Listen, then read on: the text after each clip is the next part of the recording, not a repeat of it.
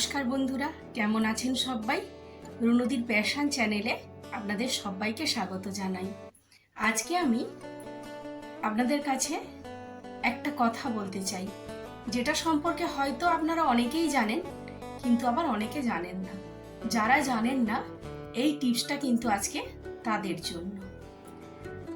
হঠাৎ করে প্রায় 15 দিন আগে আমার হাজবেন্ডের খুব জ্বর আসে, মাথার যন্ত্রণা হতে থাকে, গা হাত পা যন্ত্রণা হতে থাকে। তো আমি ভাবলাম যে ঠান্ডা লেগে হয়তো জ্বর এসছে, সেই কারণে আমি ট্রিটমেন্ট শুরু করলাম।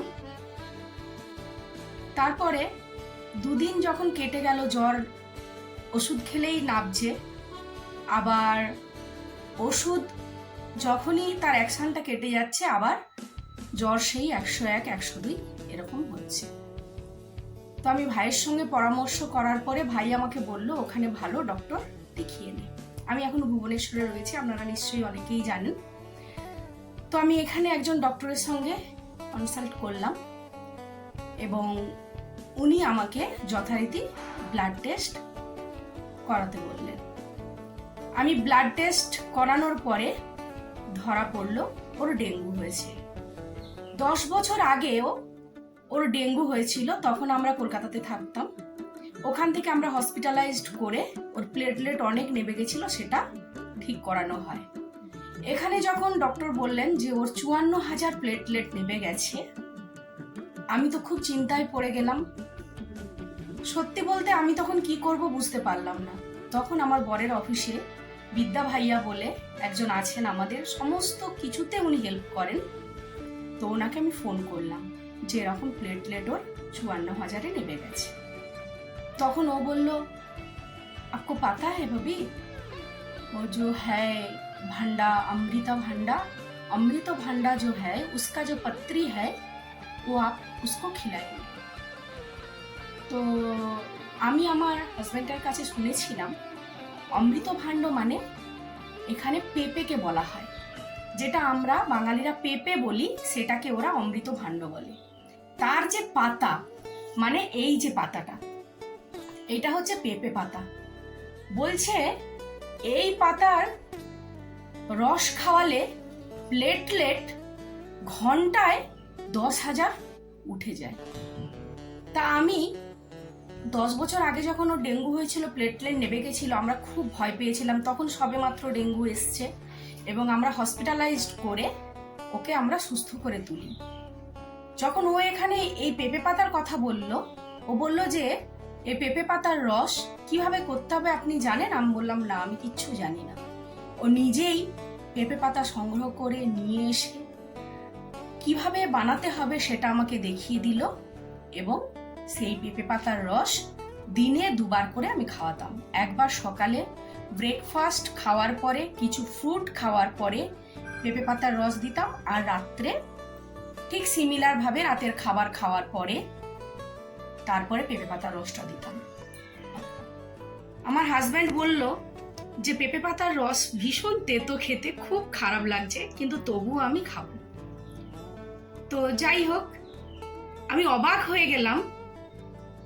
4 বার খাওয়ানোর পরে যখন ওর ব্লাড টেস্ট করা হলো, তখন ওর ব্লাড টেস্টের রিপোর্ট, প্লেটলেট যেটা 1,39,000 চলে এলো, মাত্র 4 বার খাওয়ানোতে। কোন প্রসেসে কিভাবে পাতাটা খাওয়াবেন সেটা আমি আমার পরবর্তী ভিডিওতে আপনাদের সঙ্গে শেয়ার করব। আর যে ফল দুটো আমি খাইয়েছিলাম সেটাও কিভাবে কেটে খাওয়াবেন সেটাও আমি পরবর্তী ভিডিওতে দেখিয়ে দেব। এখন বর্ষাকাল, সবারই মোটামুটি বাড়িতে কেউ না কেউ অসুস্থ হচ্ছে, জ্বর হচ্ছে, ডেঙ্গু হচ্ছে। যাদের ডেঙ্গু হচ্ছে তাদেরকে আমি বলবো এই পাতার রসটা অবশ্যই আপনারা খাবেন। এটা কিন্তু একটা ডক্টরের সাজেশন। ওই ভাইয়া বলেছিলেন যে ওনার যখন শালাবাবুর ডেঙ্গু ধরা পড়েছিল তখন একজন ডক্টর বলেছিলেন, তুমি ওষুধ তো অবশ্যই খাওয়াবে, তার সাথে কিন্তু এই পাতার রস ওকে খাওয়াও, তাহলে দেখবে প্লেটলেট কত ঝটপট বেড়ে যায়। আমার হাজবেন্ডের ক্ষেত্রে আমি দেখলাম যে সত্যি ওর প্লেটলেট খুব ঝটপট বেড়ে গেছিল এবং ওকে হসপিটালে ভর্তি করতে হয়নি। 2 দিন পরে যখন আমি প্লেটলেট টেস্ট করালাম, ডক্টর লাল থেকে করিয়েছিলাম, তখন দেখা গেল যে ওর 1,39,000 হয়ে গেছে। আমি শুধু পেঁপে পাতার রস খাইয়েছি, তাতেই এতটা বেড়ে গেছে। এর সাথে আমি আবার শুরু করেছিলাম কিউই ফল আর বেদানার রস।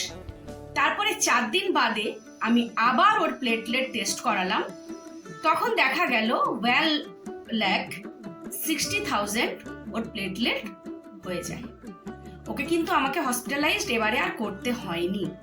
হ্যাঁ, তবে শরীরটা দুর্বল হয়েছে, কিন্তু প্লেটলেট বেড়ে গেছে এবং জ্বরটাও কমে গেছে।